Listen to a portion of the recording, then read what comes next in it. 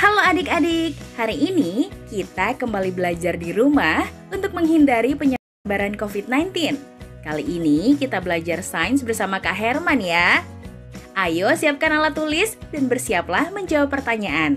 Kerjakan. Ada makhluk hidup yang berperan sebagai konsumen dan ada pula makhluk hidup yang berperan sebagai pengurai. Jadi dengan kata lain, rantai adalah proses transfer energi. Kasih contoh ya. Padi dimakan oleh tikus. Tikus dimakan oleh ular. Ular dimakan oleh elang. Elang mati nanti akan diuraikan. Nah, dari beberapa rantai makanan. Yuk, mari kita bernalar ya. Jumlah organisme A, B, C, D, dan E yang membentuk rantai makanan di suatu komunitas ditunjukkan oleh grafik berikut. Susunlah urutan dan dengan tepat berdasarkan data yang ditampilkan grafik, serta jelaskan bagaimana membentuk rantai makanan tersebut.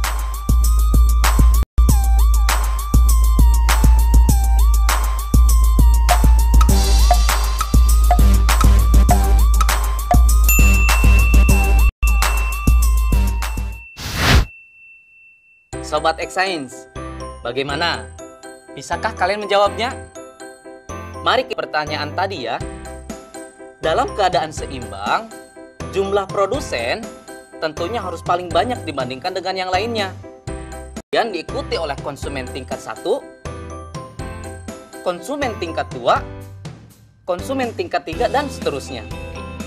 Sehingga, untuk menjawab pertanyaan tadi, urutan yang tepat untuk membentuk suatu rantai makanan adalah B, A, D, E, kemudian C.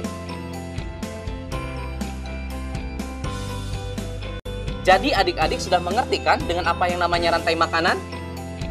Mari kita ulang kembali. Apa sih rantai makanan itu?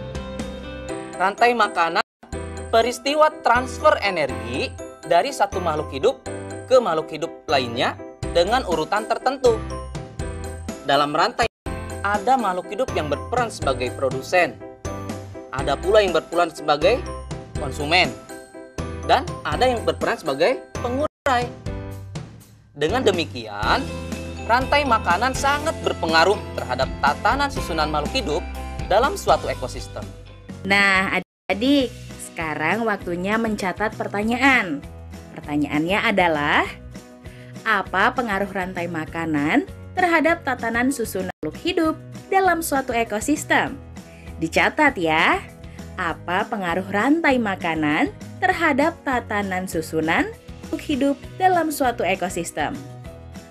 Jawablah pertanyaan ini sebagai tugas dan kerjakan dengan bimbingan guru atau orang tuamu.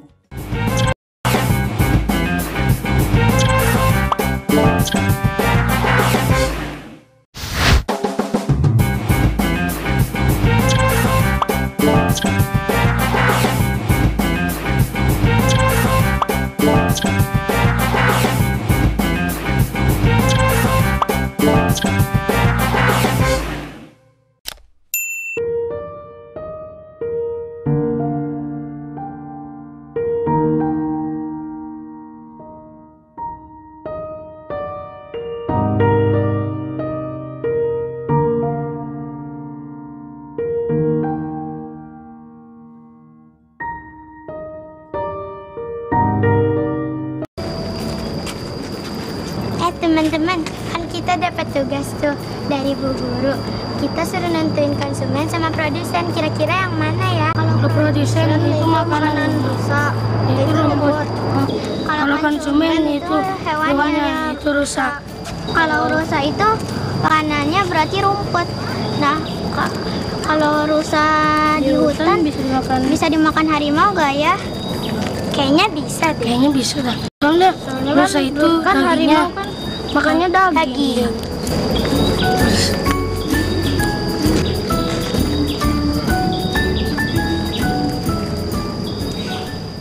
Halo Sobat X Science, kembali bersama Kak Herman dalam program kesayangan kita, X Science, Eksplorasi Sains.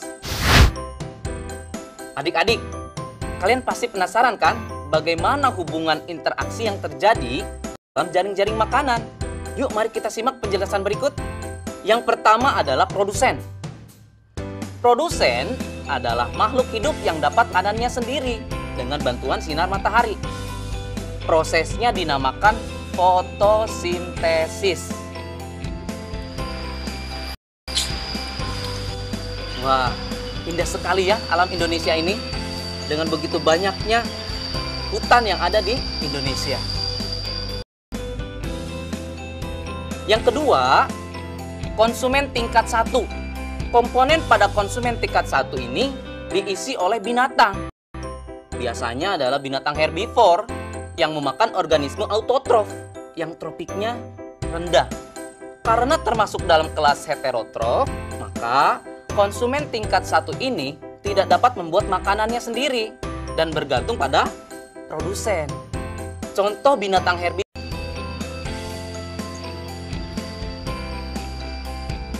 Yang ketiga, konsumen tingkat 2 atau tingkat berikutnya, yaitu adalah organisme yang menduduki tingkat tropik ketiga disebut sebagai konsumen sekunder. Diduduki oleh hewan pemakan daging atau karnivora. Contoh dari organisme ini adalah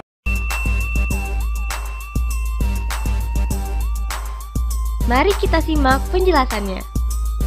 Jika dimulai dari produsen F, maka jumlah omnivora adalah 2, yaitu H dan L. Karena H memakan F dan G, L memakan F, H, dan M. Jadi, adik-adik sudah mengerti kan dengan jaring-jaring makanan?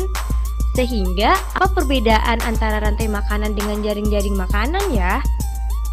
Perbedaannya adalah, rantai makanan merupakan bagian dari jaring-jaring makanan, sehingga jaring-jaring makanan akan menimbulkan banyak sekali rantai makanan yang terhubung satu sama lain.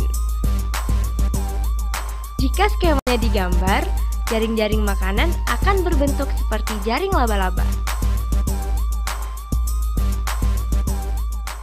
Nah, adik-adik, sekarang waktunya menjawab pertanyaan. Pertanyaannya adalah, apa perbedaan antara rantai makanan dengan jaring makanan? Dicatat ya. Apa perbedaan antara rantai makanan dengan jaring-jaring makanan? Jawablah ini sebagai tugas dan kerjakan dengan bimbingan guru atau orang tuamu.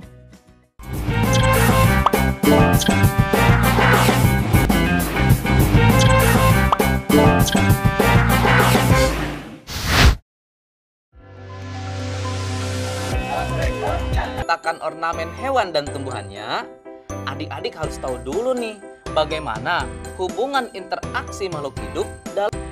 Pertama, hubungan mutualisme. Mutualisme adalah bentuk yang saling menguntungkan satu sama lain.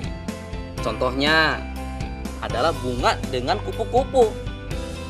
Mengapa sih bunga kupu disebut saling menguntungkan? Karena kupu-kupu membantu penyerbukan bunga, sedangkan bunga menyediakan nektar yang dibutuhkan oleh kupu-kupu.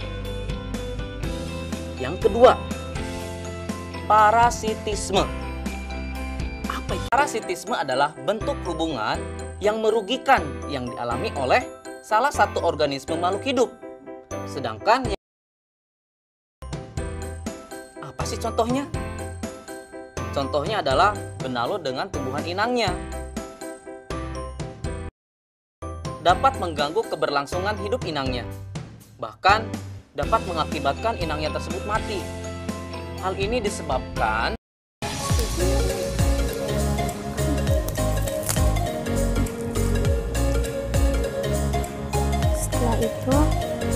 kita taruh background hutan.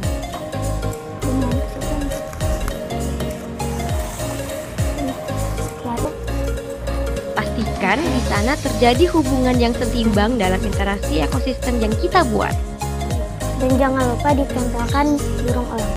Nah, di sini terlihat yang memakan rumput adalah zebra, kerbau hutan, dan kijang. Nah, hewan yang memakan daging di sini ada serigala,